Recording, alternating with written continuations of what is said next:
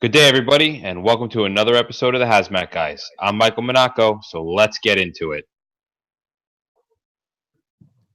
Well, welcome back, everybody, to episode 54, and we are the premier podcast dealing with hazmat response for fire responders, where we give you the knowledge and insight to do our jobs safely and effectively. I am Bobby Salvis, and I am happy once again to be here with Michael Monaco.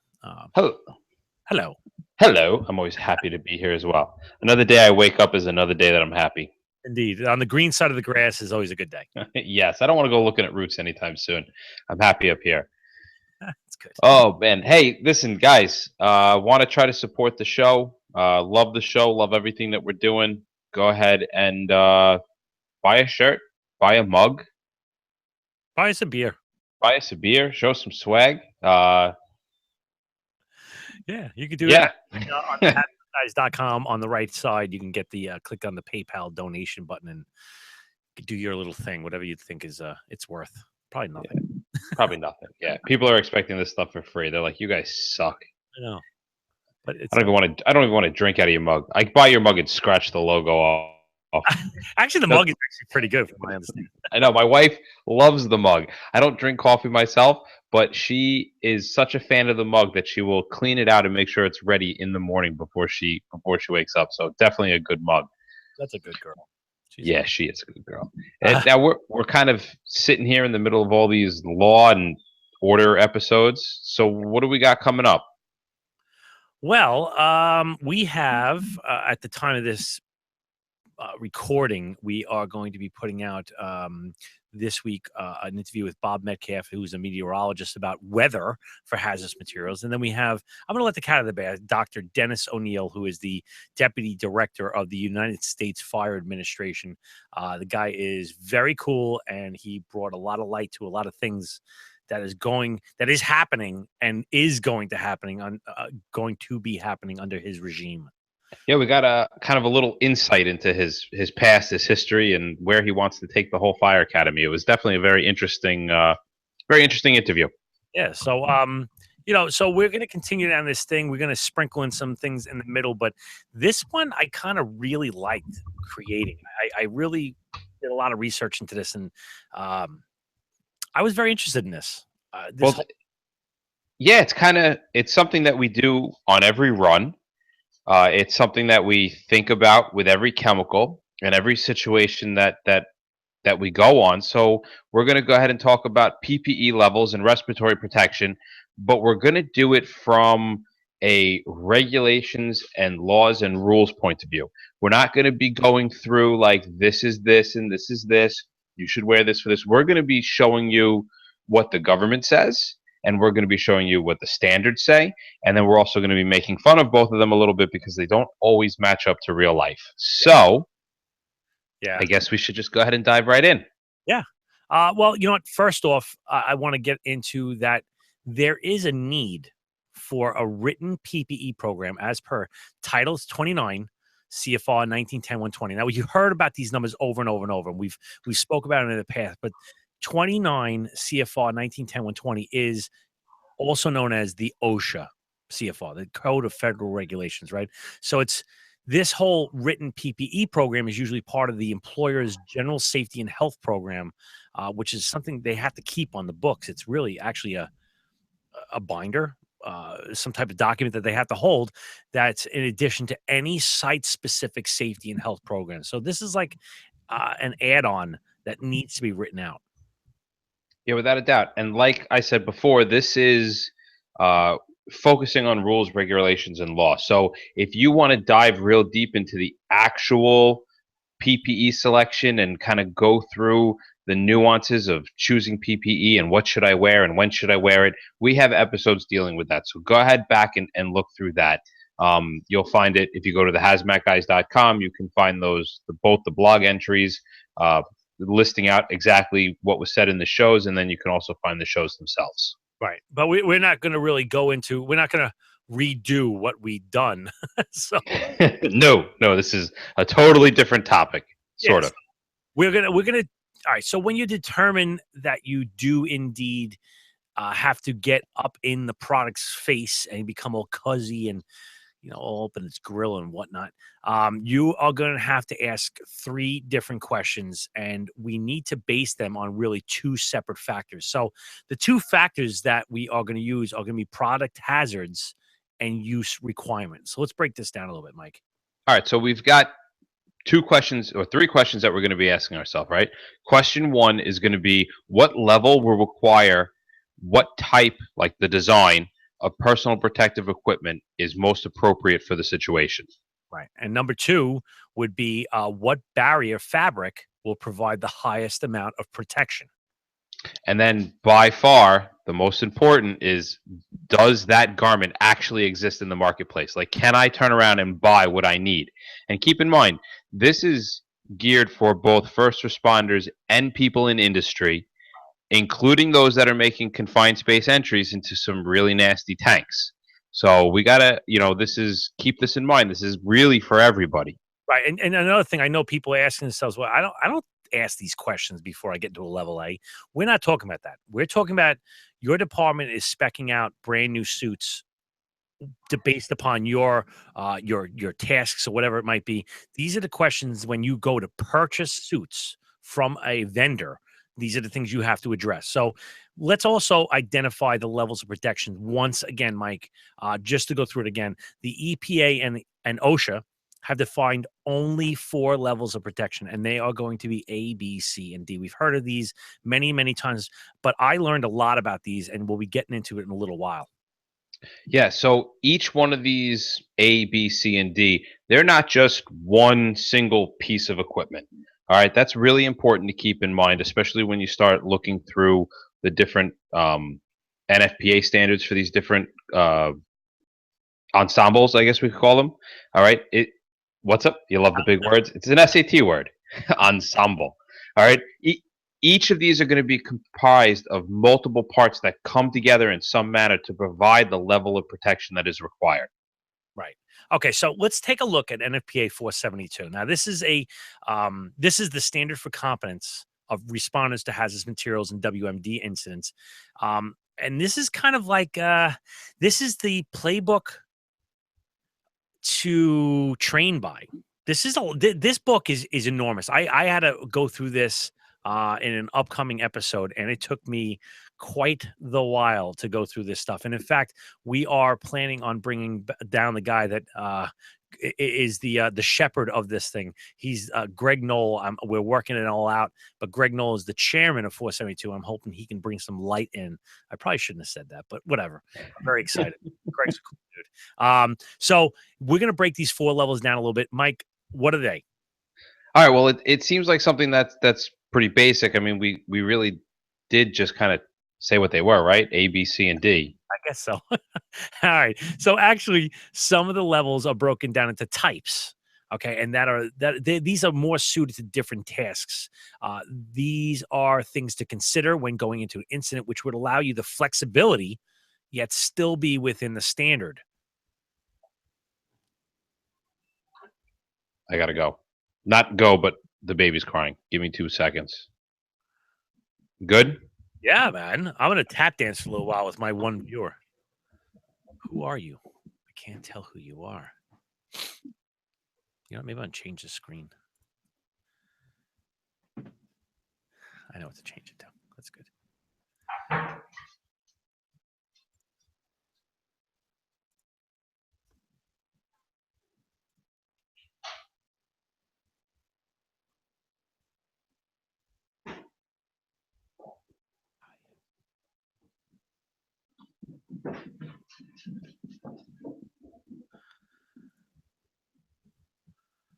All right.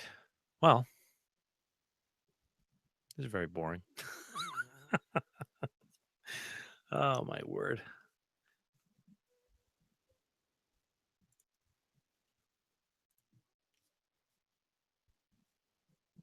All right.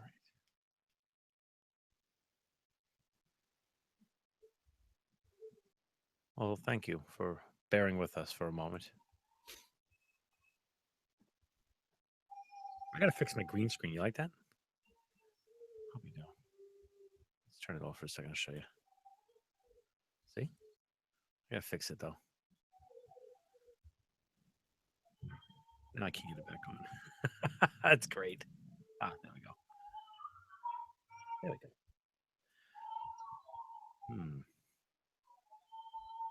Tweak it a little bit.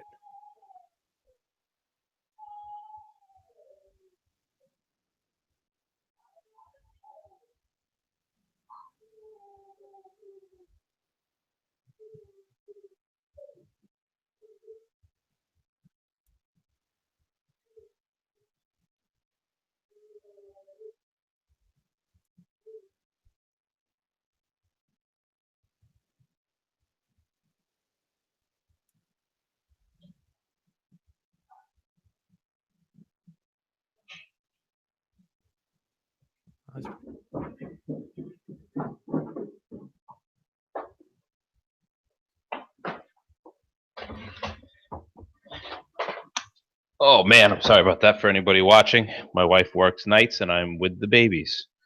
You have no video. All right. What? You have no video. Why don't I have video? I don't know.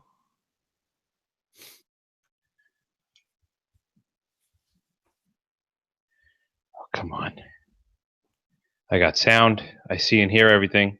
You changed locations on me. Yes, I'm now in the How'd Stranger Things house. How did you move that quickly? Very talented. I don't know if you know about that. All right. I don't know what's going on. You want to just keep going with the, hopefully it'll pop back in? Yeah, sure. All right, so All you're right. 6. Go ahead. I'm going to mark. Okay.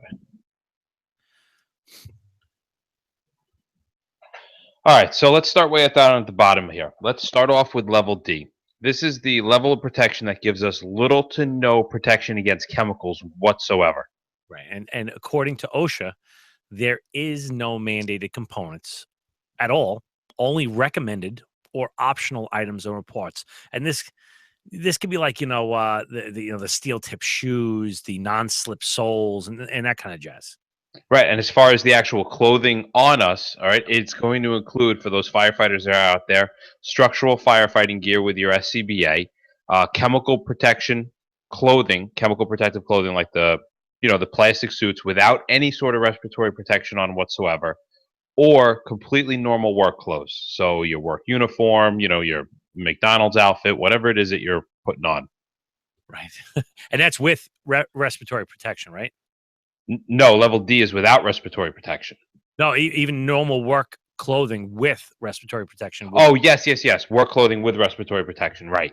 So even if you have an APR, if you're only wearing, whatever it is that you are going to work in, it's probably not chemical protective clothing. All right. Well, another important note here is that neither the EPA nor OSHA recognizes structural firefighting gear as a chemical protecting ensemble. We've heard this over and over and over. So, to reiterate what we and many others have said on countless times, yet we continue to hear on the street that, what's a firefighting gear labeled as? It's labeled as D. It's Yeah, not. we consider it a D. Without a doubt, we consider it a D. And we teach probie classes, and all the times the probies are like, yeah, but you're telling me it offers no chemical protection, yet you're telling me that I can wear this to go in to perform a rescue or something like that. And we talk about firefighting gear only in the sense that it is providing a physical barrier Right. that is going to limit the amount of time before that chemical reaches your skin. A buffer. A buffer, if you would, yes. All right. I'll be right back.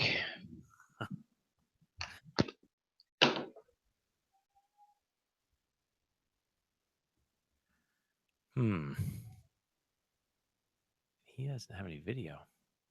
Let's see if I can fix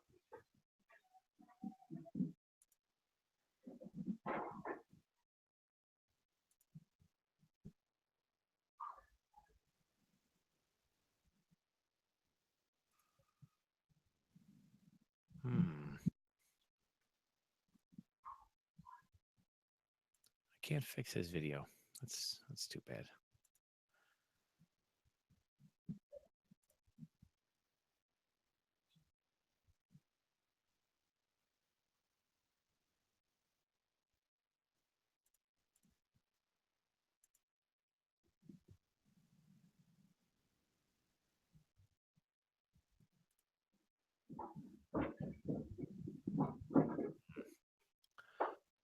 Oh, well.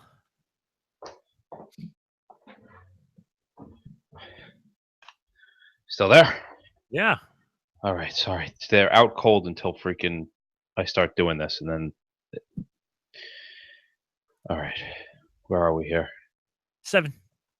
7. Okay, I'm marking. me too. So how about level C? All right. Well, this is a chemical splash resistant, full body coverage suit, along with an APR and an air purifying respirator. So the APR is really important because this is quite literally what makes it a level C. Also, the level C provides very limited respiratory and mucosa membrane and that kind of stuff with also skin protection. You got to think about that. So it gets a little bit better than shorts and a t-shirt kind of thing. So you're in a suit that's going to protect you from stuff, Yeah. and you're wearing hopefully a mask that's going to filter out whatever it is that you're trying not to breathe in. Right. That's basically what we're looking at with a level C. That's it. All right, so we go up from a level C to a level B. Again, we're going over this briefly because we've pretty much covered this in other shows. We just want to get a baseline down here. All right, and the B, once again, is that same level of chemical protection, that splash-resistant clothing, providing full body coverage. Right.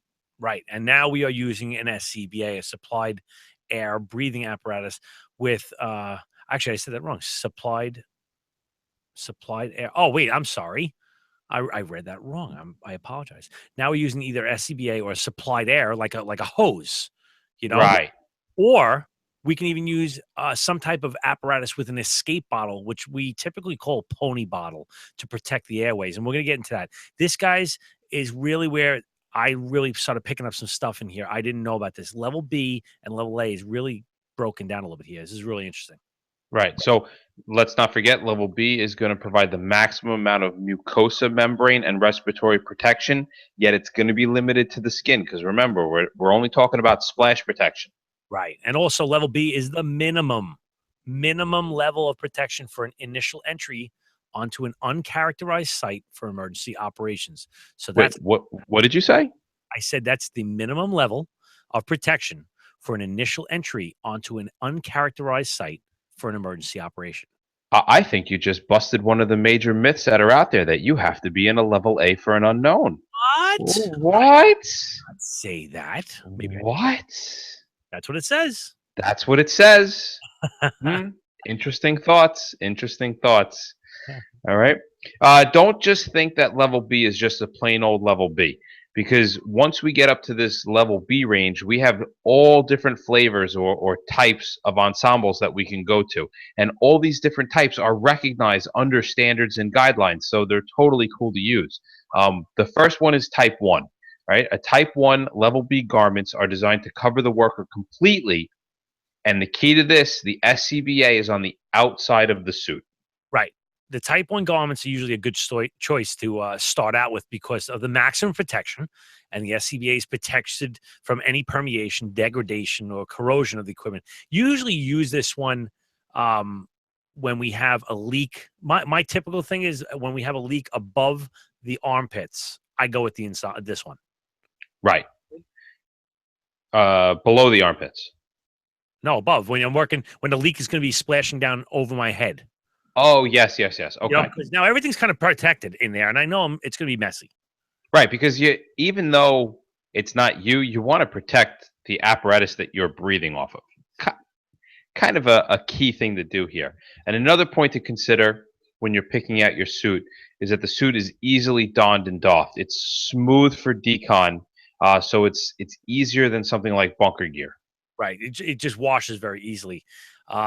Well, let's go into level B. Type 2 is a garment that are like usually the hooded style ones. And again, in my personal thing, this is where I use for some type of splash protection, but from the armpits down. So I'm not going to be getting to go down my neckline or anything like that, or probably going to have the SCBA affected by it. But this means that your face is kind of exposed and you have your SCBA on. My moneymaker is my mush is all covered by the SCBA and hopefully taped up. But also another wise tale is you don't tape everything regardless. I see these guys, they put tape on their ankles and their wrists. That has to be done based upon manufacturer's specifications. Some suits are not made to be taped. You have to know yours. Oh, very interesting. So the guy that's taping seams that aren't even there may not need to be taping them. Right. Oh, this is much better. No, maybe you're going to tear it. Like it's not made to be held in that manner. So that's just you got to go with manufacturers' recommendations. And I'm not saying that just because we don't want to get in trouble. I'm seeing that seriously because it's your life.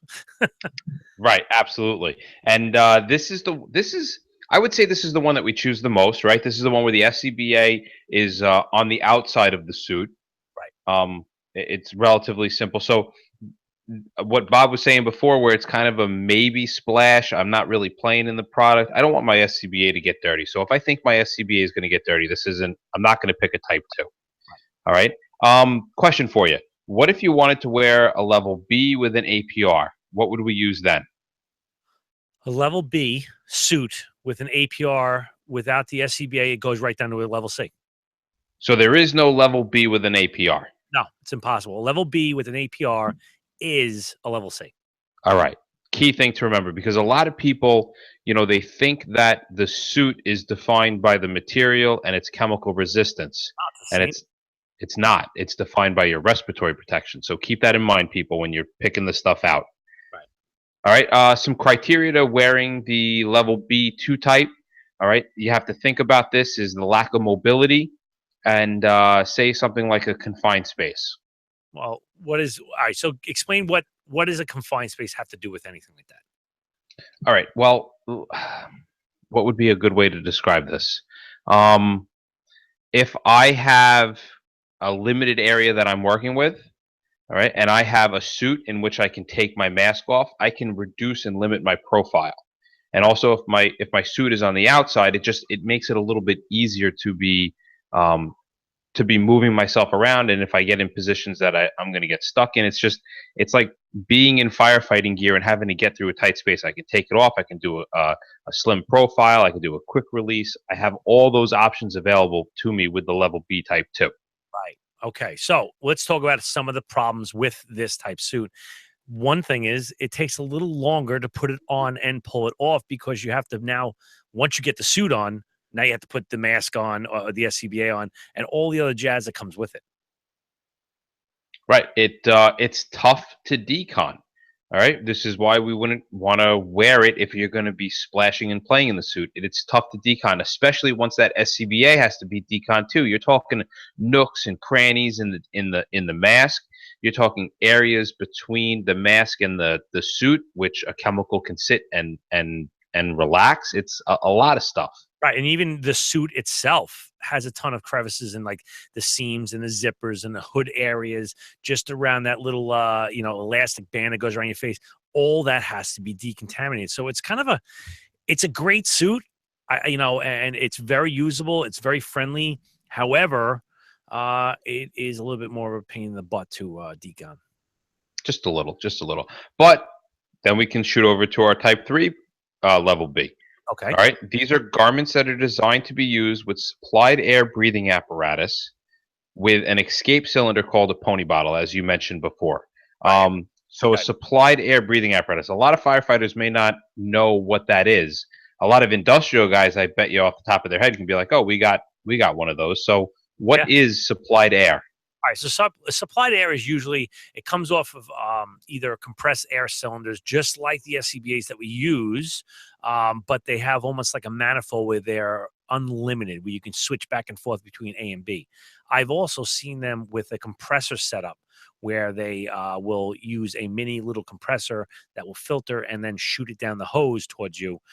So it's a very handy thing. I've been on it many a time, and it's very nice. But the key to this thing is because what happens is some jerk like myself goes and stands on your hose, and we this, you're like, I can't. No, that's my rescue.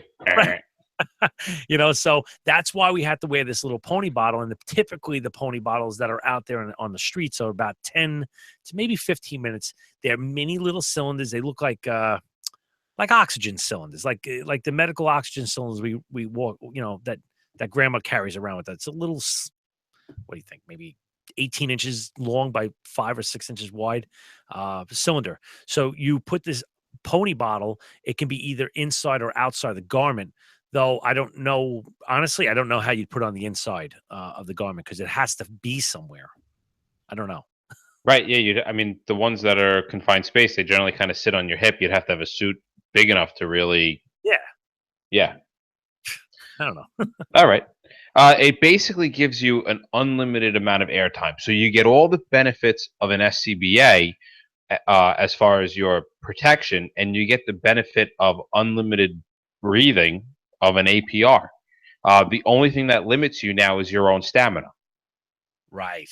And well, listen, that's the real deal. I mean, with weather and physical ability, smoking, and all the other jazz, it can really affect it. So let's talk a little bit about the problems of this type 3, because you can wear this for an extended amount of time. Like we just said, heat stress is going to build. You're in a little package. I don't know, a little plastic bag. And it's what we used to do when we were in wrestling, when we were in high school. We used to wear those little rain suits, and this is it on a big boy scale, though. It's not good. Yeah, you have 3 ounces of sweat in each feet by the time you're done. It can be crazy. You know, one of the things that is a drawback to the air cart is that by NIOSH standards, you can't go more than 300 feet away from that cart on supplied air. Yeah. You Yeah. can't have more than 300 feet of hose coming off that going to you. So it's if you've got a far distance to travel, it is extremely limiting. Yeah. Great for confined space. Oh, yeah, it works great. But there are all reasons, and we're not going to get into the reasons why you can't go more than 300 feet, but maybe for another show. It also acts like a super leash, and when you work with a few members and you're in a confined space, this really screws things up and gives you lots of knots. Imagine if you were, you go to the left and he goes to the right, and then he goes to the left and I go to. We're just literally screwing these. We're making knots of hoses, and they have to be undone before we come out. Imagine if we were intertwined and then an emergency happens where I have to leave now. Yeah. Can you do that? So it's a consideration. Yeah, or one guy goes down and now you're stuck in that spot because he can't come out unless you come out and vice versa. It's craziness. So, all right, let's move away from level B. Let's move to the top dog, the head cheese, the numero uno, the level A. All right. We use these things all the time, correct? Absolutely not. I love that.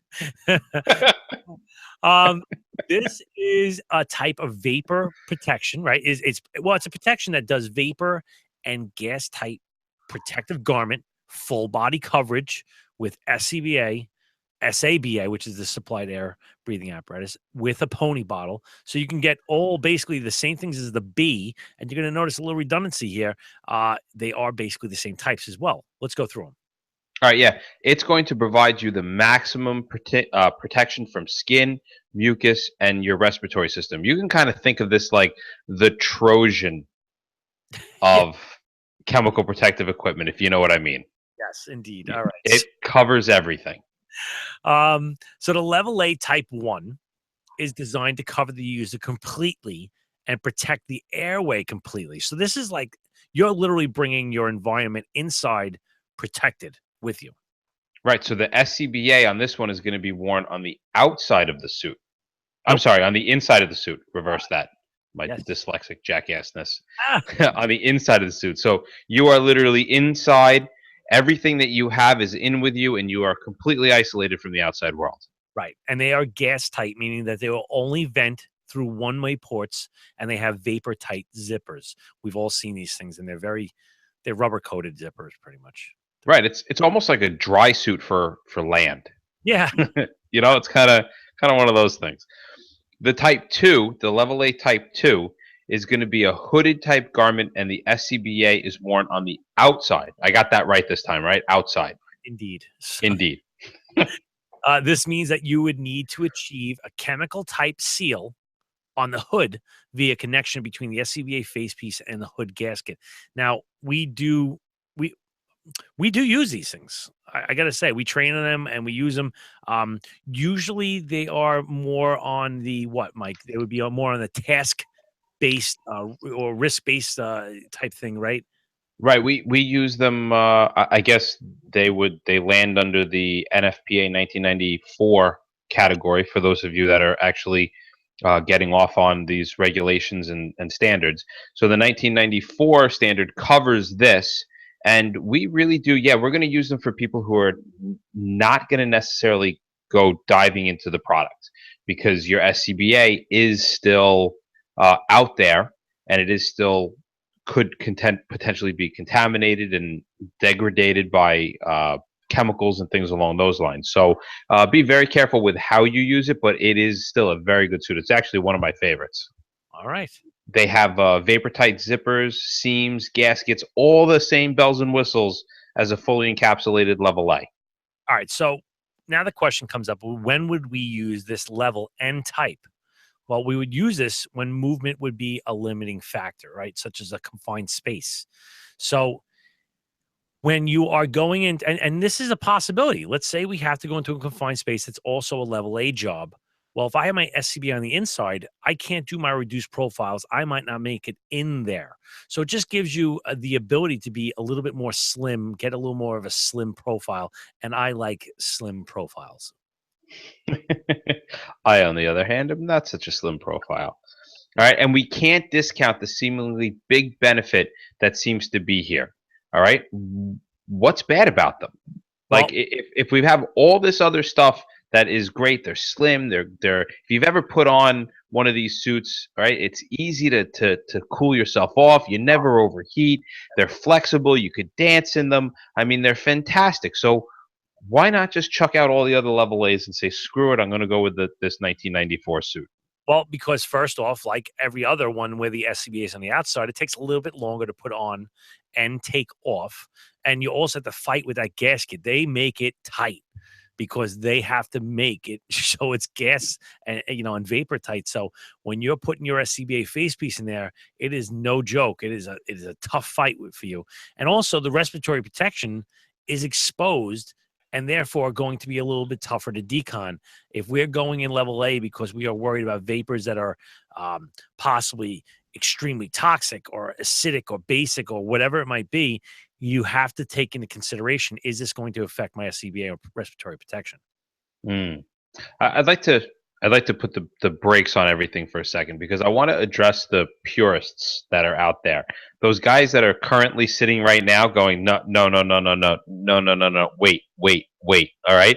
Before you go typing off some angry email telling us how wrong we are, I want to just I want to acknowledge a few things. All right. Let's get a baseline of what it is that we're dealing with here. All right. So we're going to acknowledge that OSHA 29 CFR 1910-120 doesn't recognize that a level A type 2 is a quote unquote level A because it's not fully encapsulating. But the way things are written, it doesn't reflect the real world problems that exist out there. And these ideas and thoughts, they need to be explored a little bit. Yeah. So, I mean, people go, that'll never happen. Don't give me that. It'll never happen. What if somebody needed to go into a confined space and needs a level A? And yeah, now what? I don't know. I don't know. You put on the giant on fully encapsulated ensemble, and you get class 3 harness that's made for a 400-pound person. Do they make them that big? Well, no. I mean, let's say you have to go into confined space because not every confined space is a horizontal. Let's say you have to go into a vertical, and now you have to go on rope, right? So now you need a class 3, which is an over-the-shoulder rope harness, and you still need a level A, right? So the question is, can this happen? And yeah, it can happen. A class 3 rope harness cannot go over the top of a level A suit. There's just too much bulk, and it can't be worn on top of the SCBA. Right. It's just too much stuff there. So let's ask a few questions to clear this up.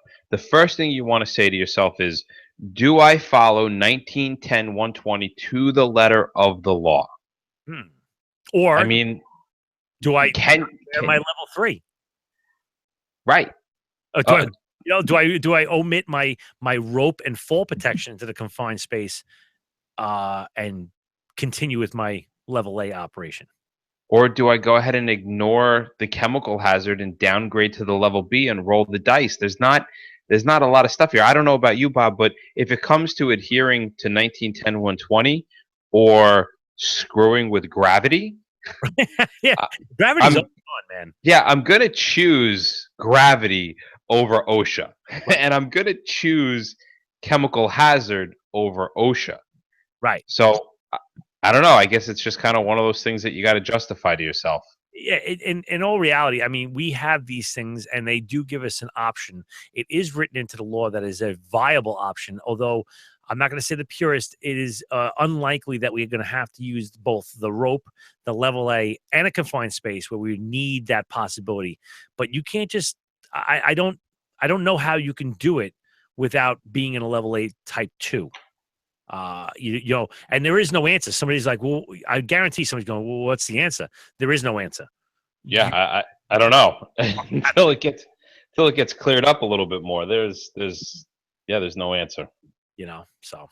so let's talk about the type 3 level A suit. All right, so the Type 3 garments, these are the ones that are designed for your SABA and escape cylinders. Right. For those scratching your head out there for what an SABA is, this is that supplied air breathing apparatus that we talked about before, and the escape bottle is just another name for the pony bottle. Right. Once again, the respiratory protection can be worn on the inside or the outside of the garment. And if we use the SABA on the inside, then we have to use a bulkhead or a pass-through, which would be fit through, allowing the air hose to connect through the suit. Right. And I think that's how like a majority of the industrial guys use. They have a bulkhead. We don't use Yeah, it. no, we don't.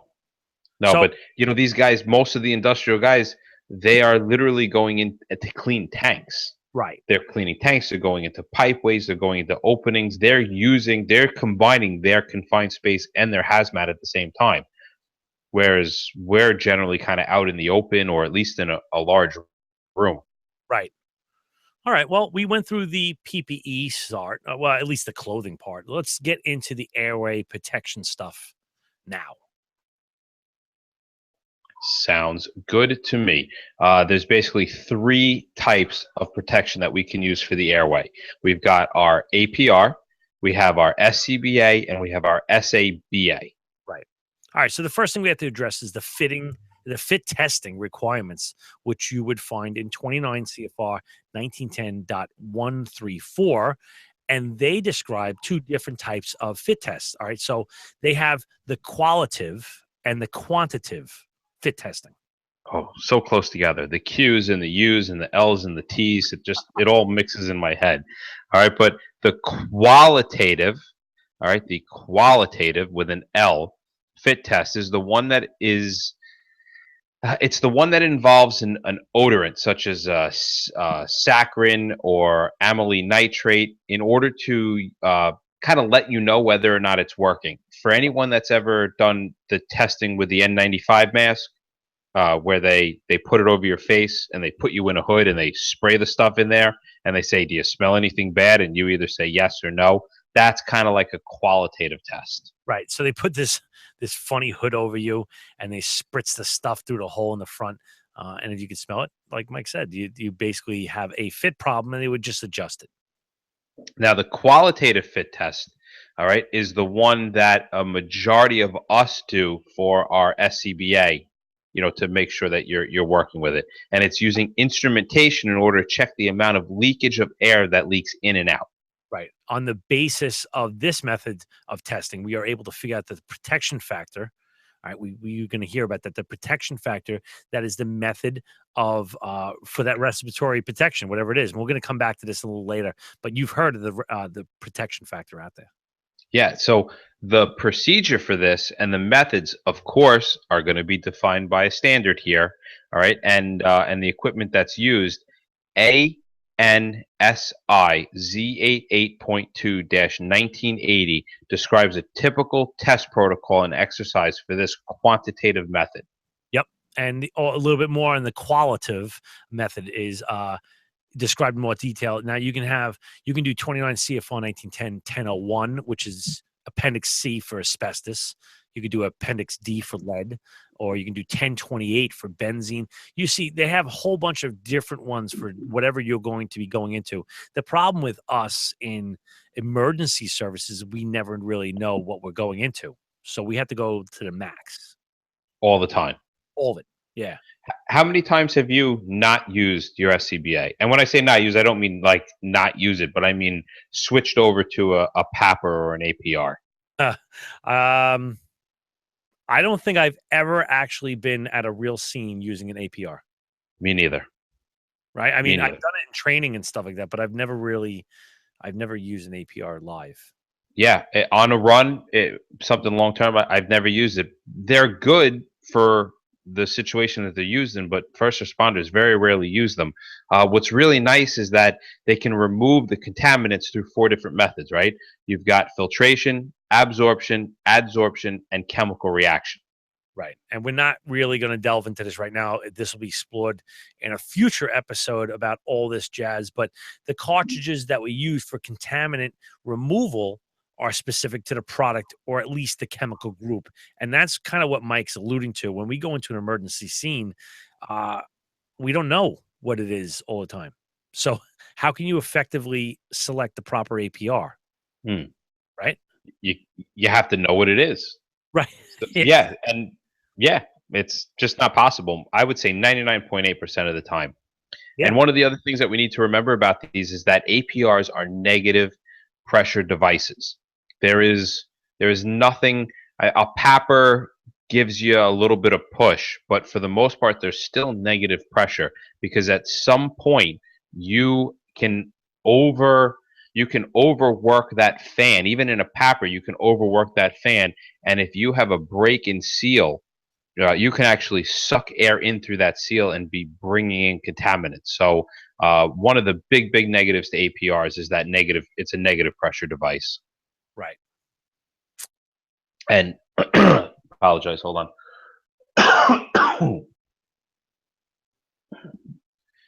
29 CFR 1910 134 specifies the standard color for these APR cartridges.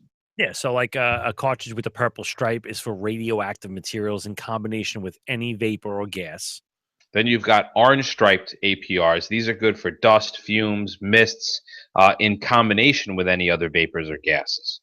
There's many out there, guys. Just, so check with the cartridge to see what they're compatible with. And, for further information on specifics, go and pop one open or check it out on the thing. They have tons of these things. And I know we alluded to this before, but that APR, it really does provide a lot less protection than the SCBA. And we know this for a fact. So it really, unless you have a really damn good reason to be using your APR, just throw your SCBA on. Right. Well, you know what? We talked about this before, but we're going to give it a little quick refresher here. What we're talking about here is the protection factor. Let's talk about that. Oh, the old protection factor. Numbers that we throw out, but we have no idea what they mean. No idea where they come from, what they do, what they are, but we all know them, right? Right. So we're going to kind of mold the protection factor a little for you. We take the protection factor, this kind of made up number, and we multiply it by the PEL. And when we do this, we get the upper limit capacity of the APR. Right. And we have to mention that this is, again, assuming that we have not exceeded the ideal H concentration. That's kind of important. But the PEL is actually a number that's specified by OSHA.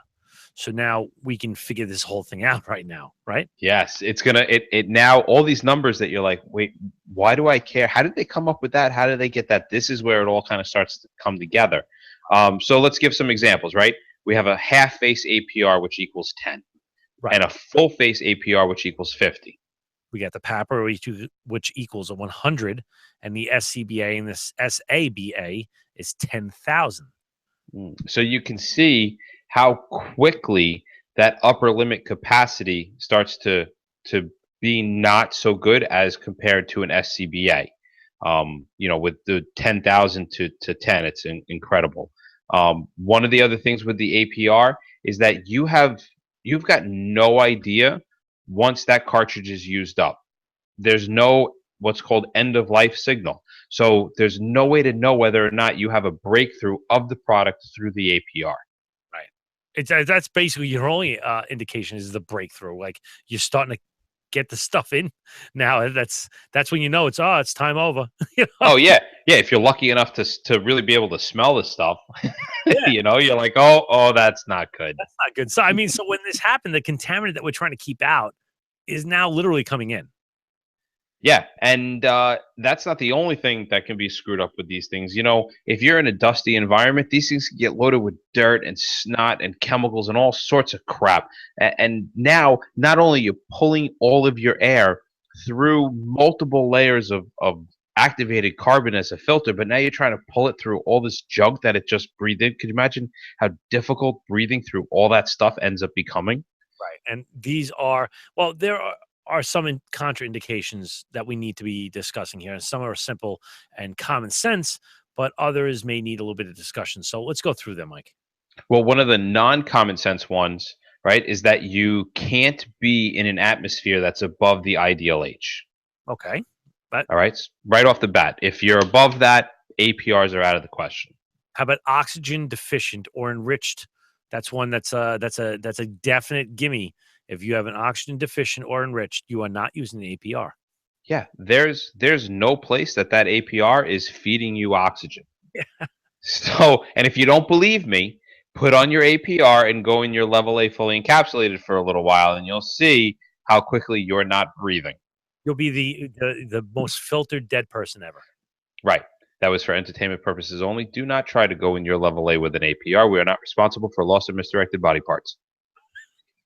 That was very nice. Thank you. Also, we talk about these being very product specific. So if you don't know what the product is, how are you throwing this thing on your face and breathing through it? Right. All right. So And what? I'm sorry? you got to know the product. Basically, is what I'm Yeah. saying. Or even, you need to know the concentration, right? So the concentration of the product, if it's going to exceed the capabilities of the cartridge, once again, can't do it. Right, because it's as that cartridge is filtering stuff out, it's accumulating stuff, accumulating stuff. The higher the concentration, the quicker you're going to go through that cartridge. Absolutely. This, if the product could possibly pose a health risk at or below the odor or taste threshold. All right, this is a really kind of important thing to understand. So, Bob, can you shed a little light on what it is I just said? Yeah. Okay. So let's say we have a product that is going to hurt you way before any of your actual human senses can pick it up. So if we have a product that is known to have a poor warning property, so something that maybe doesn't smell, doesn't burn, whatever, then we're going to have to reconsider this selection. Right. So we have to be concerned about these types of chemicals that have no end of life warning other than load up or breakthrough. Right. Now, there are exceptions to this. Let's say we have benzene, which is a known carcinogen, right? And this one presents a long term health hazard at lower levels than its odor threshold. That's a Right. problem. Yeah. So based upon the rules and regulations, if you're dealing with benzene, this means that you need to be changing out your filters fairly regularly, like on a daily list of what the status is. Right. Another problem is high moisture. It gets the filter all soppy, so we can't use it in those type of things. Geez, now you're breathing through dust, dirt, moisture, and contamination. Oh, or we can just get the right cartridge and say, screw it. Right. You could do that, but I don't pay for air, so I'll use No, my every day. nope. Yeah, like I said, I haven't used it yet. I haven't had a need to use it. I'm happy with my SCBA. All right. Well, let's talk about breathing apparatuses as a whole. All right, I know that we don't have to get into this because we probably know a lot about it. I mean, of all the pieces of equipment that I know on my rig, I probably know the SCBA the most. But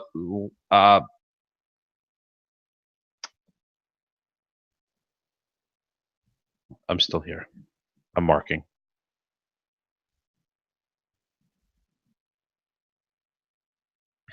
This sentence doesn't make sense to me. Hold on.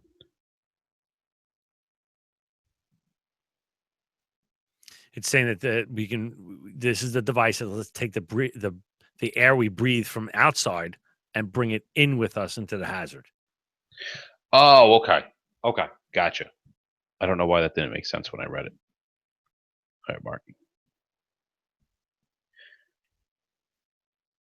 I know that we don't have to get into this because, these are one of these things that we use all the time. It's on our back. We know it like the back of our hand, okay? This device allows us to take the normal air that we would breathe outside and we can now bring that into the hazard zone with us. Right.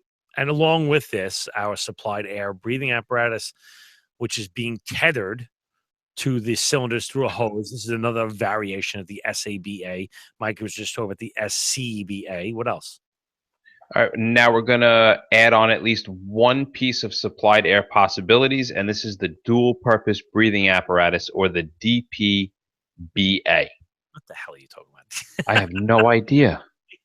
What the hell is a DPBA? I'm going to tell you. These are units that we would have application limited access or extended use situations. Now, these dual purpose type things, I guess, would be they have basically. I don't want to go too far into this. You know what? Go ahead, Mike. With what? With the DPBA? Yeah. Or all of these breathing apparatuses? Because all these breathing apparatuses that we've talked about, whether it's the SCBA, the SABA, the DPBA, they all have a protection factor of about 10,000, and that's the absolute best that we can get. Right. So on the note of the supplied air breathing apparatus, they may not have a low pressure alarm built in. Actually, some of them don't even have a pass alarm, which is the what the heck was that stand for? Pass. Oh man, I can't remember what the hell it was. I'm walking. I'm going to take that out. Signaling that the user has been motionless. So if you have some type of breathing apparatus, you have to check yours, because there are times that we're going to have to be very still for a long time. And if it's a pain in the butt when you're on the fire scene with these things going off, can you imagine how loud and hard it's going to be to slip your arms out of some of these suits to reset your SCBA? Oh, it's horrific. All right. And not only do we have, SCBA and all these other types of things, but even within the category of a self-contained breathing apparatus, we have an open circuit and a closed circuit system. Right. So we're going to talk about that a little bit. In an open circuit variety, we exhale into the surrounding environment. This is basically what we use all the time. This is the cylinder we wear on the back. We breathe in and it goes out through the exhalation thing. But like everything else, there's pluses and minuses. So let's talk about a couple of them. All right. Well, when compared to the closed circuit, which is the other one, they're a bit heavier. Okay. You also fill the suit now with depleted air, with a concentration of oxygen that you can't breathe. So, I breathe in at 21%. I exhale on general 16%. And that just basically fills up my suit. In minutes. Yeah. Yeah, very quickly. But even though they're heavier and even though they're a little bit more awkward to use, as first responder firefighters, we are really, really comfortable in them, with them, using them, everything about them. Right. Now, in the closed circuit, what happens is we recycle the air we exhale. So what usually happens, these are the ones that you see in like army guys, they wear that when they scuba diving under the water and there's no bubbles. What happens is when you exhale, it goes into the system. It gets the carbon dioxide gets pulled out of it, and oxygen, a pure oxygen tank, refreshes it up. It chills it with blocks of ice, and then you huff it again. Right. And these are actually really cool systems if no one's ever had a chance to play with them. And they have some really good benefits. Like they give you more working time. Yeah. The ones we use are up to 4 hours, but I don't think a lot of guys can handle that, to be honest. I think a lot of guys are going to be folding before that mask does. Yeah. And can you imagine like that firefighter mentality of I'm just going to keep going until my equipment fails? You're going to have guys dropping left and right. You got to really know your limitations on this. There is a big difference in the texture. Can I say that as being so? The texture of the air. It's going to be very hot and very moist, and it comes back at you, and it takes. At first, you're like, "Oh God, this is terrible." It's like a hot vent. I should have brushed my teeth before I put this on because you are literally breathing in your own air. Oh my God, it's terrible. You have to get used to it.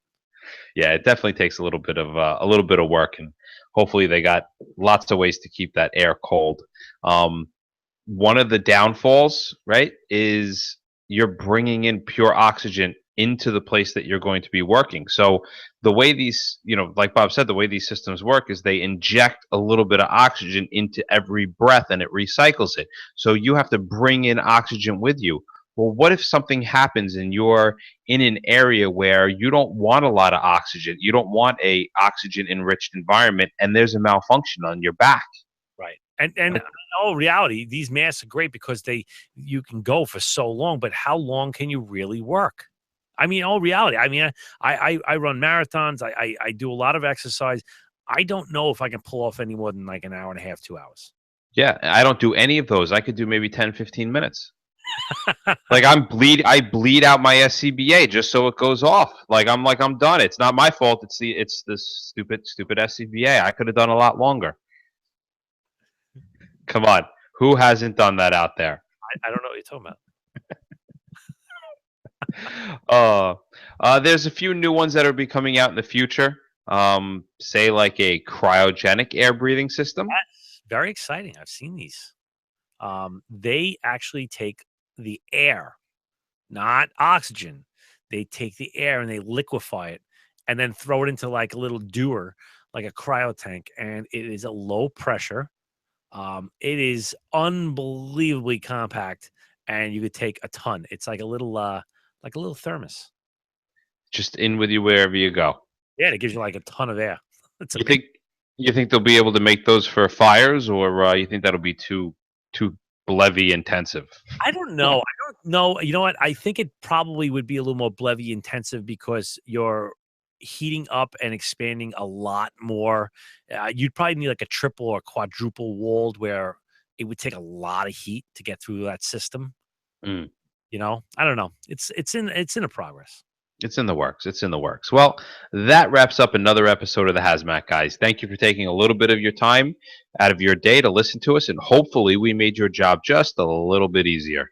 You can find us on Facebook and Twitter at the Haz Mat Guys, and please take a moment to go to iTunes and put a review of our podcast, or you can call the comment hotline at 843-628-1484. That's 843-6-THE-MAT.